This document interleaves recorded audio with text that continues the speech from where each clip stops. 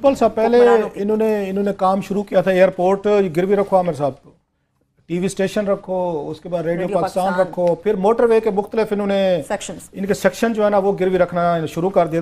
وہ جو مصروف ہے مفتہ صاحب جو لگا ہے، جن کا مفتہ لگ گیا سر، انہوں نے آتے $2.5 ارب کے سکوک کے بانڈ لیے عامر صاحب.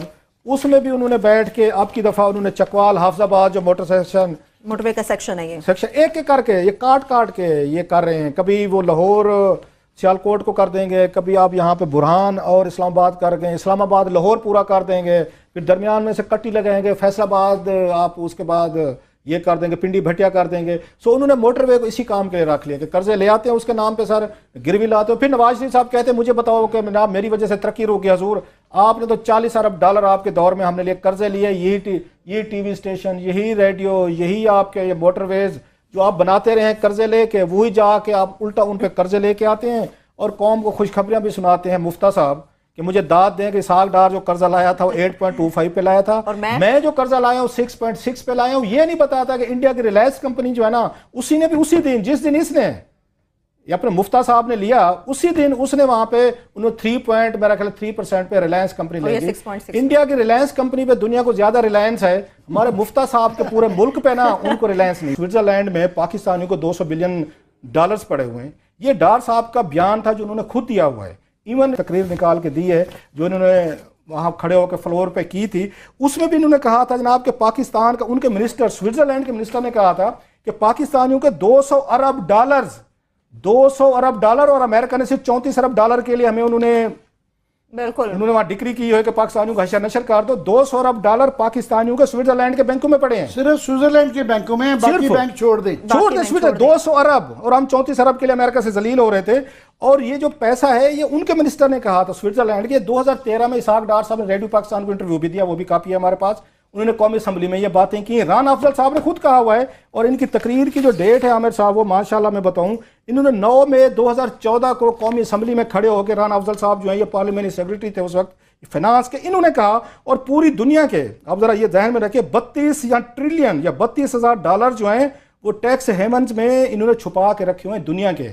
تو دباؤ پڑا سر وہاں سوئٹزرلینڈ کی حکومت پہ کہ دنیا بھر سے لوگ چوری کرتے ہیں، غریب ملکوں کا پیسہ لوٹتے ہیں، سول ملٹری بیوروکریسی ہو، آپ کے پولیٹیشنز ہوں، بزنس مین ہوں، ہمارے جیسے لوگ ہوں، پاکستان سے پیسہ لوٹتے ہیں، لوٹ کے وہ منی لانڈرنگ کے ذریعے سوئٹزرلینڈ میں رکھ رہے ہیں. یہ غریب لوگوں کا پیسہ ہے، یہ کیوں رکھا ہوا ہے آپ نے؟ تو سوئٹزرلینڈ نے جو بینک ان کے سیکریسی لاز سے وہ ختم کیے، ان کا چھوڑیں جی ہم انفارمیشن شیئر کریں گے، آپ اپنے ملکوں میں جن کے خلاف اب تحقیقات کریں گے ان کا ڈیٹا ہم آپ کو سارا دیں گے کہ ہمارے بینک میں پیسہ کتنا رکھا ہوا ہے. تو پاکستانیوں کے بارے میں بتایا گیا تھا $200 ارب ہے. ڈار صاحب نے اس وقت بہت بڑا بھڑک ماری، باقی سب نے ماری کہ ہم یہ پیسہ باہر سے واپس لے کے آئیں گے. اور آپ کو یاد ہو ان زرداری صاحب کو بھی $60 ملین سوئٹزرلینڈ بینک کا تھا. 4 سال سارے نیگوشیٹ کرتے رہے ہیں سر، ان کے ساتھ ڈیلنگز ہوتی رہی ہیں. وہ ایک درخت سے دوسرا درخت، دوسرے سے تیسرے درخت چھلانگے لگاتے رہے ہیں. اب 4 سال بعد انہوں نے یہ فرمایا ہے رانا افضل صاحب نے کہ یہ بات جھوٹ تھی کہ پاکستانیوں کو $200 ارب ہے نہیں وہاں پہ. وہ پینما جو اب آ گیا نا اس میں یہ پروو ہو گیا، تو یہ عام آدمی کو نیکسٹ الیکشن میں یہ نہ سوچے کہ ہم لوگ ہی شامل ہیں ان پیسوں کو وہاں سوئٹزرلینڈ پہنچانے میں. اچھا دوسری بات یہ تھی، اس میں یہ کہتے ہیں کہ اب جو ایک اور فگر آ رہا ہے $70-80 بلین کا آ رہا ہے کہ $70-80 بلین ہیں جب پاکستانیوں کو، تو $70-80 بلین کو 70-80 روپے تو نہیں ہے، قرضہ پاکستان پورا ٹوٹل برابر ہے. اچھا اگلی بات انہوں نے کیا حرکت کی ہے، انہوں نے کریڈٹ بھی لے لیا ہے کہ جناب کہ ہم ان کے سوئٹزرلینڈ کے ساتھ ڈبل ٹیکسیشن کو اوائڈ کرنے کے لیے ہم نے معاہدے کیے ان کے ساتھ. انہوں نے 4 سال پورے فراہم کیے ہیں اس کلپریٹ کو جو یہاں سے منی لانڈرنگ کر کے گئے تھے، بینکوں میں پیسہ رکھا تھا. آپ کا کیا خیال ہے آصف علی زرداری کا $60 ملین جو ہے وہ سوئٹزرلینڈ میں پڑا ہوگا؟ اتنے بڑے ٹرانسفر کروا لیا تھا انہوں نے پاکستانی اسحاق ڈار صاحب نے باقاعدہ بیٹھے ان کے ساتھ، ان کا سسٹم سمجھا، چیزیں سمجھی، کتنے پیسے ہیں کس کے ہیں. 4 سالوں میں سب نے جو پیسہ پارک کرنا تھا ادھر ادھر وہ کر چکے ہیں. اب 4 سال بعد پارک کرانے کے بعد انہوں کریڈٹ بھی لے لیا. جناب ہر بات پہ کہتے ہیں ہم نے سمری اپروو کی، ہم نے FBR کو اجازت دی کہ آپ جائیں نیگوشیٹ کریں، لیکن $200 ارب نکلے نہیں. عامر صاحب یہ بڑے سمجھدار لوگ ہیں، یہ وارداتی ہیں.